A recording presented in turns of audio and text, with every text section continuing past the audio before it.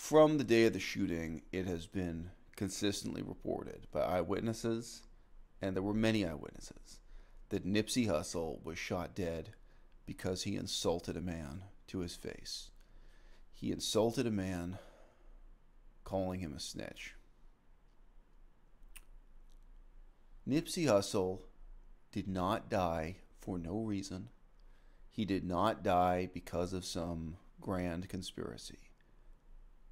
Can we just be honest about the fact that Nipsey Hussle died because he chose to insult a man to his face instead of even just having a conversation with him, instead of even just taking the time to ask a question, instead of posing a question as an insult?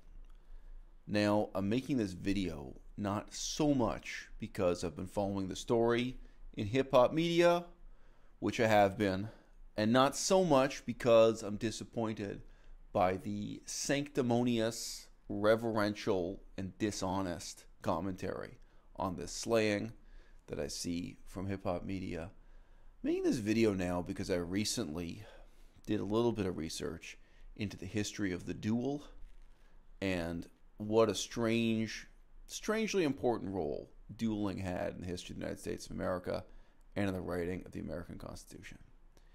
And, at that time, just a couple decades leading up to the American Constitution, American War for Independence, there were debates about whether or not to make dueling illegal or how the law really could effectively discourage the duel.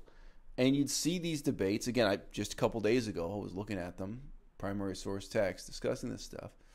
People would say, well, what do you expect? Men care more about their honor than their lives. If men are willing to risk death to defend their reputation or to settle a point of honor, how are you going to discourage them by threatening to send them to prison or asking them to pay a fine when they do this, when they fight each other to the death in a duel over a point of honor? And in a lot of ways, this is a question in Western culture we've never settled.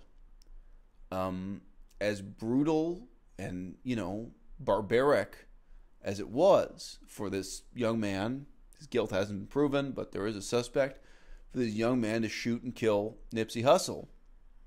What other justice do you think he had recourse to in his life? Now, there's a broader cultural question here, and I think the question has gotten worse because of the internet. I've said this a million times on this channel, but like 5 years ago I said this. I've often said to people on the internet, look, if you wouldn't say it to somebody in a coffee shop, face-to-face, don't say it on the internet or don't say it on the phone. There's that other case of a rapper, Chia Lee. So Chia Lee was a rapper way back in the day, and he shot a man dead because of an insult that was said over the telephone. A momentary, fleeting insult. He felt deprived of his honor and dignity, whatever you want to say. If you wouldn't say it to somebody's face in a coffee shop, don't say it. But the problem with the internet is it's not just that it gives you this vehicle or this medium, like right now in this comment section, for you to insult me. But it's become the primary mode of communication that most people are now familiar with. They spend more time talking to people like over a microphone while playing a video game. Those headsets. People play video games and they chat over mic while doing it, or chat with people via Discord, or chat with people via Skype, or via Facebook messages, or via Twitter messages, or cell phone messages. People are they have much more practice expressing themselves in these very shallow, very unreal, and often very vicious and over-the-top media. I noticed this, the first time in my life I thought about this was when I had an office job in Southeast Asia. But it was an office job where I came into an office every day and wore a suit and tie, whatever. It was an office for this video. It's not that I'm covering it up. There's no point describing the rest of the job. And the other people at this office, it just struck me one day. They don't know how to chair a meeting. They don't know how to sit down at a table, at a rectangular table, and say, okay, These are the issues we have to resolve. In the last couple of months, this went well, this went badly. I'm happy about this, I'm not happy about that. Express themselves in a way that's constructive. And there are ways at a meeting that you can let someone know you're disappointed in them or let them know what you want to do. It's like all these people know how to do is either remain sullen and silent and build up that resentment, or they know how to lash out, and just say the most vicious, insulting things to you possible. I mean, I've had so many interactions with people on the internet, including, voice and video, things like Skype, where I'm talking to people, and I say to them, like, what, would you say that to someone in a coffee shop? I know, worst case, maybe they would, because, again, it's just this breakdown. It's not even a breakdown in morality. It's not a breakdown in ethics. I just think it's a lack of practice.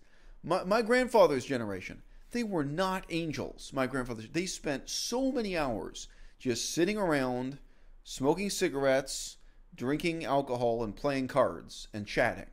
But they had practice with that. And the skills you build up playing euchre or playing poker or whatever and chatting in a circle, those are skills you can apply to having a board meeting.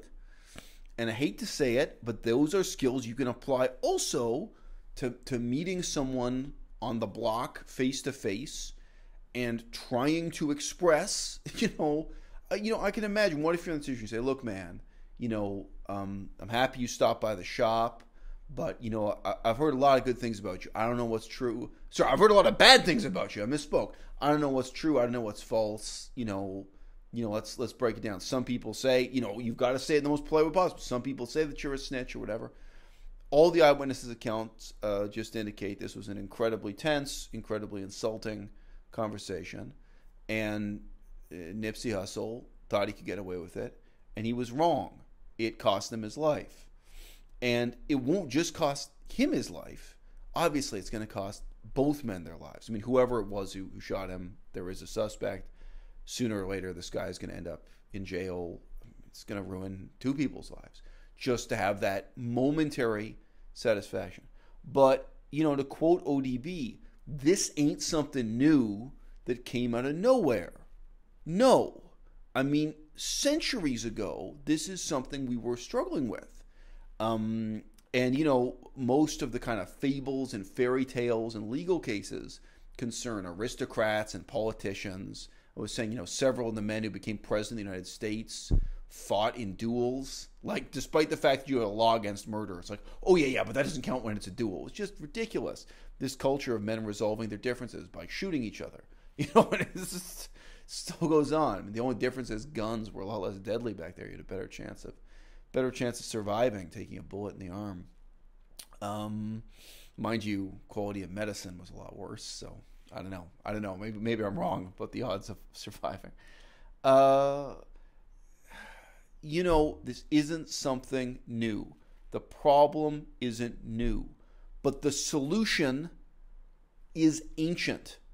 The solution is to really raise people with an awareness of a code of honor and dignity, where even if I don't respect you, I am going to treat you with respect because I'm not going to violate my own code. I'm not going to lower myself. I'm not going to do that. It's beneath my dignity to treat you in a certain way. Even if I know something bad about you or I don't know you at all, I don't have a reason to treat you with respect. And obviously that's something that's slipped away in the transition from the dark ages, to the 21st century. Don't get me wrong, 99.9% of what went on in the dark ages, I'm glad that we have the lights on now and it's over and we're never going back.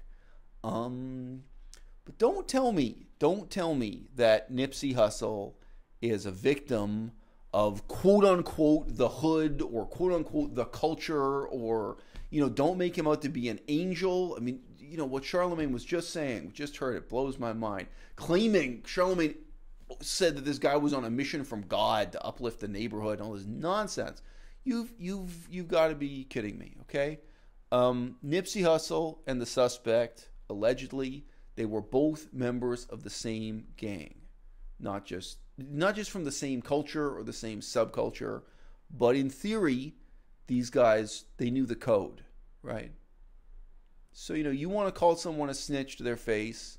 You want to disrespect someone that way. You want to violate someone that way. Well, guess what? It was true centuries ago, and it's still true right now. Many men care more about honor and dignity than they care about the difference between life and death. And that is why ultimately there is no prison sentence, there is no death sentence that can ever really disincentivize this kind of behavior. What we need is positive motivation for people to know and openly communicate what their codes of honor are, what their expectations are for one another. And we need to develop a culture of asking questions. When you meet someone, when you meet me, you may have heard bad things about me on YouTube or on Facebook or whatever. Don't leap to a conclusion and make an accusation or insult me. Rephrase your insult in the form of a question, and then it can be the start of a conversation instead of the ending of one. It can resolve hostilities rather than escalate.